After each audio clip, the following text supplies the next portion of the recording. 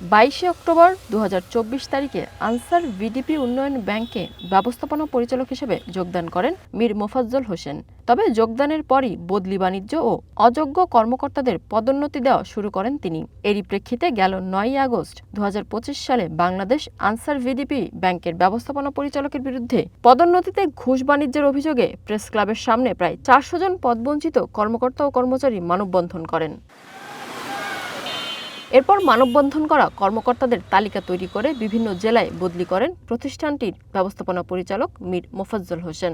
আমরা প্রমোশন পাই নাই, আমাদেরকে টাকা চাইছিল, আমরা টাকা দিতে পারি নাই, বিধে আমরা প্রমোশন পাই নাই। এবং এই জন্য আমরা মন্ত্রণালয়ে আবেদন করাতে মন্ত্রণালয় আমাদেরকে ডাকছিল, আমরা আবেদন দিয়ে আসছি। সেই পরিপ্রেক্ষিতে মন্ত্রণালয় একটা তদন্ত কমিটি করছে, প্রায় 5-6 মাস ধরে তদন্ত চলছে।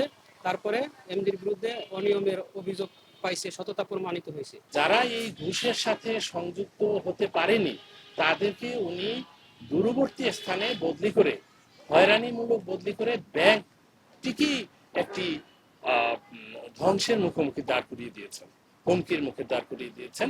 এবং ব্যাংকে এখন আদায় বিতরণ সব বন্ধ করে দিয়েছেন। ম্যানেজারদের হাতে কোনো ক্ষমতা নেই। নাম পরিচয় প্রকাশ না করার শর্তে ব্যাংক কর্মকর্তারা জানান, এসপিও থেকে এজিএম বা পিও থেকে এসপিওতে পদোন্নতির জন্য ঘুষ বাণিজ্যে জড়িত ব্যবস্থাপনা পরিচালক। এ বিষয়ে মন্ত্রণালয়কে অবহিত করা হলে তার বিরুদ্ধে তদন্ত শুরু হয়। তদন্ত সাপেক্ষে দুর্নীতি এবং ঘুষ বাণিজ্যের সত্যতা পাওয়া গিয়েছে। আমাদেরকে পদোন্নতি দেওয়ার নির্দেশ দেওয়া হয়েছে এবং তার বিরুদ্ধে বিভাগীয় মামলা দায়ের করা হয়েছে। এরপরও তিনি আমাদেরকে পদোন্নতি প্রদান করেনি এবং তার স্বপদে বহাল রয়েছেন। একদম পিছনের সিরিয়াল যারা আছে তাদেরকে পদোন্নতি দেওয়া হয়েছে, অথচ প্রথম দিকে অনেক ভালো ভালো ছেলেরা আছে, ভালো ভালো প্রার্থী ছিল, ভালো ভালো অফিসার ছিল, তাদেরকে পদোন্নতি দেওয়া হয় নাই। এটা শুধুমাত্র টাকার খেলা হয়েছে। এখানে আমরা শুনছি যে এক একজন 10 লাখ 12 লাখ টাকা দিয়েও পদোন্নতি নিয়েছে, অথচ আমরা এগুলো কিছু জানতাম না।